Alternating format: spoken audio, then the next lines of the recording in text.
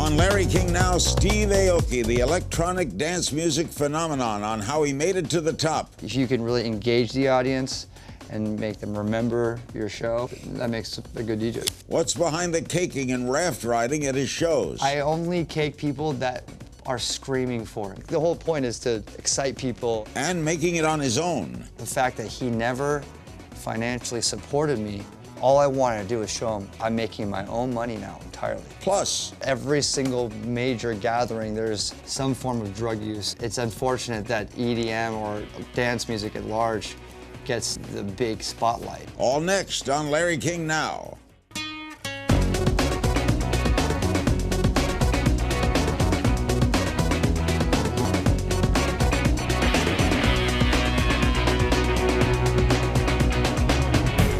Welcome to Larry King Now. EDM, or electronic dance music, has become a multi-billion-dollar industry around the world, and Steve Aoki puts on a show like no other. The producer, DJ, and EDM artist made Forbes' list of highest-paid DJs again this year, and he has a new album coming out on September 30th entitled Neon Future, Volume 1. Thanks for coming. You are a futurist? Yes. What does a futurist do? A futurist, well, for me, the way I see the future is I look towards the future in a positive way, you know. They predict things about the future. I've interviewed other futurists who likes to think what's going to happen 20 years from now. Right, like follow the trajectory of where we've gone and then see at the pace that we're going, and obviously the way I see it is that we're going at an exponential rate. So the way we see the future is going to happen a lot sooner than we think. Does that come from a music background? Slightly. It's more just my interest in science fiction, and now seeing that a lot of science fiction can actually be real science with technologies that we... In the 1940s, science fiction predicted a lot of open heart surgery. Right. Science fiction said that in 1946. Right. The intro to the album is called Transcendence and features a monologue from Google's director of engineering. How did that come about? Well, Ray Kurzweil, he's kind of the man that opened me up to the idea of looking towards the future in this way, you know. So, you know, I started reading his books, and then I wrote a song called Singularity, and I got him to cameo in the music video, and that was the start of our conversation. And then I interviewed him for my interview series called Neon Future Sessions, and I, you know, recorded a little sound bite. And that begins, years ago I was a radio disc jockey. I played music and spoke. Yeah. How did you get into this? Here in LA, I was DJing in little bars and clubs. Playing people's music, like Michael Jackson or others. Right. Yeah, exactly. And you know, 2003 to 2007, 8 era of Los Angeles was not that hip. I mean, as it is now. It was very much like a top 40 run city. You know, like there was like a few underground places that played underground music, and so I was kind of mixing myself in both worlds, having my own underground place to establish my name, and then find ways to actually make money. Did you ever want to be on the radio? You know, in college I started getting into that direction, and for whatever reason I bowed out. There's no real reason. How did EDM get on big? When did it burst?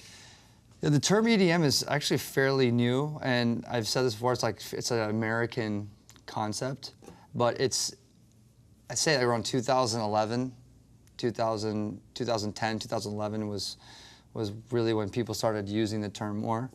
Like when I've been in Europe a lot this summer, and people don't really use the term out there as much. What do they call it? Just call it dance music or electronic music. It's very profitable, right? Yeah. Now, did it start in Vegas here? I associate it with Vegas hotels. Vegas is definitely the city that has the money to pay the biggest DJs in the world to keep coming back on a consistent basis. So there's no other city like that in the world that has that kind of income to generate. Right. You know, so Vegas holds strong as one of the most powerful, influential places. What burst through for you? What made Aoki big? Festivals. Festivals, like my first big festival was in 2007 at Coachella. That was a really big platform.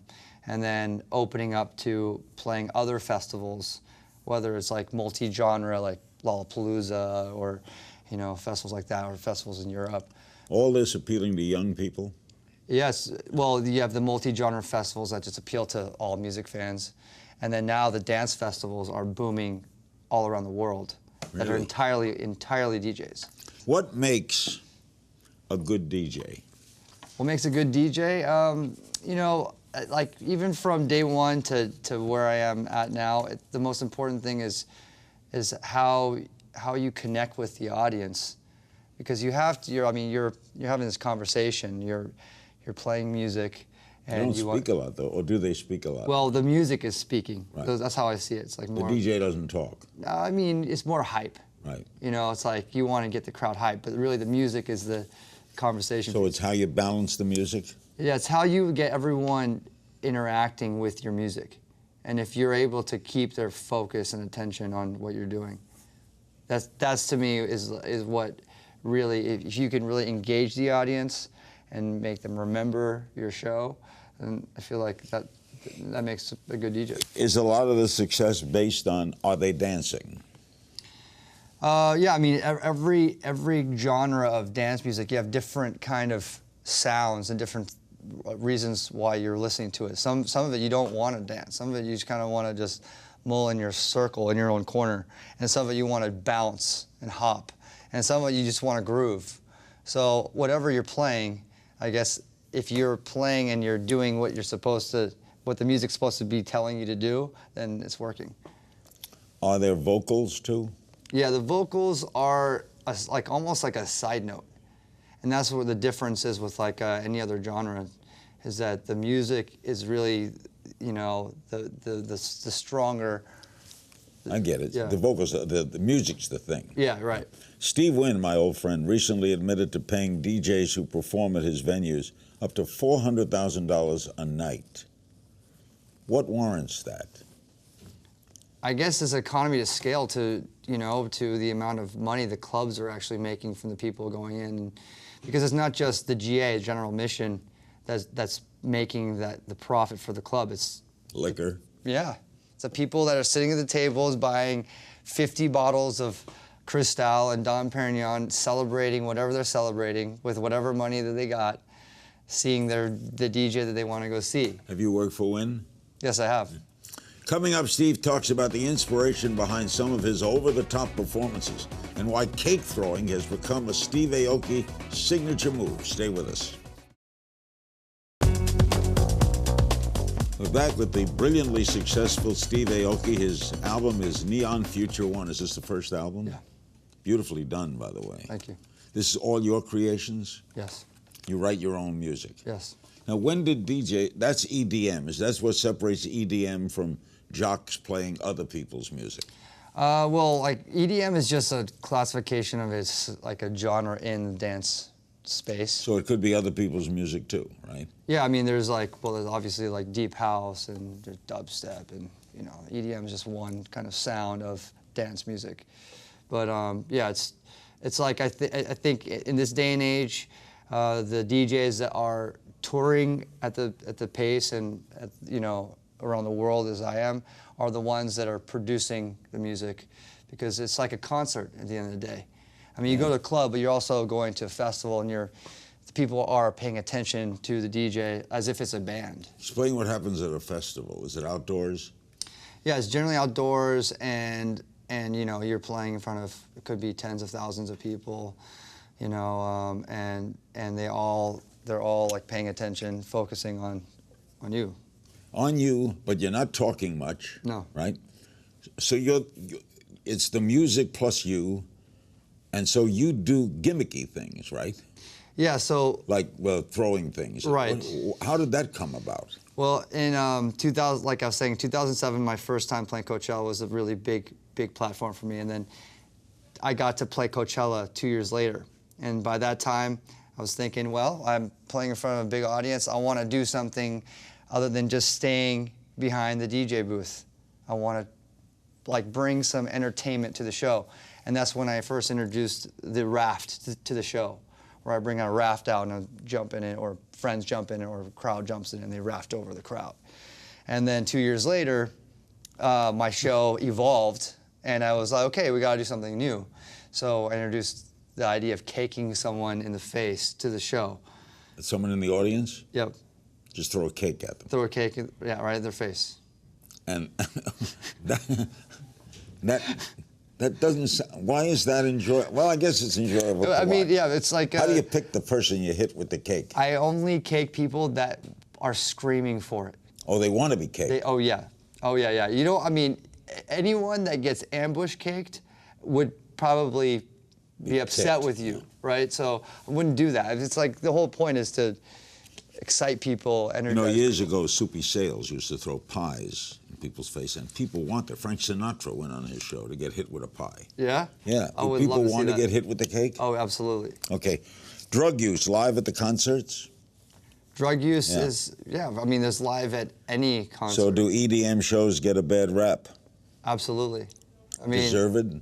no, I mean, if you think about it, every single major gathering, there's some form of drug use. It's just, it's unfortunate that EDM or dance music at large gets, you know, the big spotlight. Have you had people get hurt? Anybody die at any concerts? Yeah, there's, you know, people have died, people have overdosed. I mean, Didn't that concern you? yeah, of course it concerns me. And that's why, like, it's important that there's education, there's awareness. I mean, since, you know, there's a lot of young people there needs to be more awareness on what it means, you know, what can happen. Because a lot of people think, oh yeah, if everyone's doing it, then it should be fine. But then they don't realize people do die, people do overdose, people, I mean, it's more dangerous than what people think. The ideas you come up with, are they off the top of your head? The raft, the cake? Yeah, it's like, you know, sometimes they are off the top of the head. The cake was inspired by a music video, and then I took that idea and brought it to a show. You got one coming next? Another idea? Yeah. I call it neon future technology. So I bring these robots on stage. Robots. Yeah, and they, like, you know, kind of spray CO2 guns in the air, and then I have like these appendages that I wear that have like LED, and they're just like sort of like bringing me into this android, you know, mode. But So your talent is in the writing of the music, the ideas for the performance. You're a performer, right? right. And so a lot of it is I'm dancing, the music is driving me, and I'm watching you. Yes. But you're not a singer. No. No. Your talent is connecting with the crowd through a multitude of, you know, whatever it might be. My music is definitely the most important, because that's why they're coming to see the show. They're coming to sing along with the few lyrics that are in the songs, and then everything else, the cakes, the rafts, so whatever happens during the show, because they all happen intermittently during the show. They're all to just kind of like spike you. How many people working with you? During my show, it's usually a skeleton crew of about 3 people, and then on a big bus tour where I have my production that I bring out on the road, it's about 10. Next, I'll talk to Steve about how he went from a small beach town to performing on some of the biggest stages in the world. Don't go away. We're back with Steve Aoki, who's also a Grammy nominee. What a career he spiraled for himself. You grew up in Newport Beach, California. That is not a poor town. No, it's not. Were you a minority in Newport Beach? Yes. Was it tough for you? It shaped me to become who I am. That's for sure. Were you discriminated against? Yeah, I mean, you know, like when you grow up and you grow up with, when you're really young and you grow up with racism of any sort, then, you know, you find what other alienated kids that are left over, and then you form your own group, and that's basically what happened. Because your mother felt discriminated against, right? Yeah. It's a global phenomenon. Do you feel did you pinch yourself? Do you ever say, wow? Oh, yeah, absolutely, all the time. All the time. Because you were born into wealth. I mean, here I am. I'm sitting here with Larry King. Wow, wow. I mean, that's a pinching moment right now. Your father was the creator of the Benihana chain of restaurants, right? Yes. And he was Rocky Aoki, the American wrestler, founder of the chain Benihana. You were split from him? Yeah, so my What mom happened? my mom left. She got divorced and she moved to Newport Beach. And my father was on the East Coast, so he was in New York. So my mother raised me, and then I would see my father on trips and stuff like that. So I would always go to New York to see him. So New York's always like kind of a second home for me. Did he help you financially? No, absolutely not. Did not. Never, not once. And that's part of, you know, kind of his raising me. You know, he could have, obviously, he could have easily done that. And I mean, even with the slightest, smallest things, he never did. Why? I mean, he learned the hard way. He learned the hard way himself, and you know, I know that if he knew that he treated his kids with any sort of privilege, that they wouldn't be able to understand how to find their way out of situations. You're glad then he treated you that way? Absolutely. Really? 100%. Yeah, I mean, that's exactly how I want to raise my children when I have them. Because, you know, if you have that lap of luxury and you don't understand, you know, how to deal with situations on your own, then you're never going to be able to truly grow. How old was he when he died? I think he was 67. Were you saddened? Were you close to him? Oh, yeah, I was very close to him. As I got older, you know, I saw him more and more, and I was very, very close with my father. Was Aoki the name a burden or a help? Both. But, you know, it's at the end of the day, you know, it's my name. You know. Did you ever think of doing anything other than music? For a long time, no. You know, I was when I was a teenager, when I thought that, okay, this could be my route, is following the footsteps. I decided to become vegan. You know, my father's running a steakhouse. And you know, I was into animal rights, and I was a punk. And then I went to women's studies. You know, I graduated with women's studies, and you know, it's something he would never understand. He's a patriarch, you know, in many ways. Did a lot of things where it didn't really make sense for me to follow in those footsteps. So I followed really what my life went to. Did he come up with the idea of chopping up all the vegetables and throwing things up in the air in the way they do things at Benihana? I know that he's definitely a marketing man, and he's an entertainer himself. So I'm not sure exactly what he did. Of course, it's a great place to eat. Yeah, yeah. I mean, he's definitely. I know that, like, when I trail back, I look at like his life. There's a lot of where I know I got from him. You know, just flair, showmanship. Yeah, just right, showmanship, and I mean, he was beyond the restaurateur. He was racing speedboats and driving attention to Benihana in that same way. You know, and hot air ballooning with his face on the. What did the name mean, Benihana? It means red flower, and it was from my grandfather's. My grandfather had a cafe called Benihana in Japan, and it was the flower is the only flower that could grow after, like, the bombings that were happening. Was his death a surprise? It was not a surprise, because he was dying. Oh, he was of cancer. Yeah. So I mean, he died in front of me. He died. Really? I watched him die. I mean, it was. How many, your brothers and sisters? Yeah, it was all our siblings, and we were all surrounding him. It was a very peaceful moment, but it was very, very difficult. I mean, in a hospital? Yeah. In New York? Yeah. Did he see your success? Slightly. You were just getting it started? Yeah. I mean, it was happening, and definitely at that time was a moment in my life where that's really one of the main reasons why I wanted to be successful, is just to show him I could do it on my own. Yeah. You know, motivation. For the fact that, you know, he never financially supported me, all I wanted to do was show him, I'm making my own money now entirely. And, you know. And how have you handled now all this money? I don't think about the money when I'm doing what I'm doing. That's one thing that I don't want to ever lose. So money's a result of what you do, not the reason why you do it. Absolutely not the reason. Next, Steve will play a game of If You Only Knew, and we'll be right back. We're back with the brilliant Steve Aoki. What a story. The new album is Steve Aoki, Neon Future 1.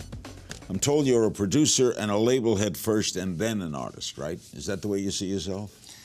Well, it changes. You know, I wear a lot of hats. I'm an artist here because I'm promoting the album. You started your own record label, right? Yes, Dim Mak is the record label. And what does it mean? And what does it mean? It means a touch of death. It's a martial art move.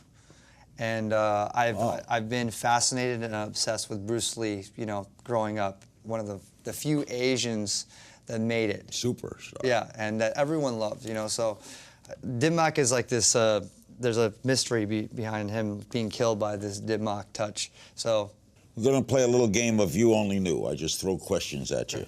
What's your favorite song of all time? Bohemian Rhapsody. Favorite place to be? Tokyo. You still like homeland? Love Tokyo, yeah. Mantra you live by? God, so many. By any means necessary. Celebrity crush? Bjork. Who has been the biggest influence on your life? My father. Really, even though you didn't grow up much with him? I mean, he's always been the influence, consistently. Biggest splurge you've ever, what did most you've spent something on? Well, I guess my house in Las Vegas. Oh, you live in Vegas? Yeah, I just bought a house there. Why Vegas? I got my residency there. I'm there twice a month. It just makes more sense. I'm never really in one place long enough. Have you been everywhere in the world? Almost. I mean, there's a lot of Africa I haven't touched, a lot of the Middle East I haven't touched. If you weren't a DJ, what would you be? At this point, I'd stay in the realm of science somehow. You're fascinated with the future and science fiction. Yeah. And if you had a superpower, what would it be?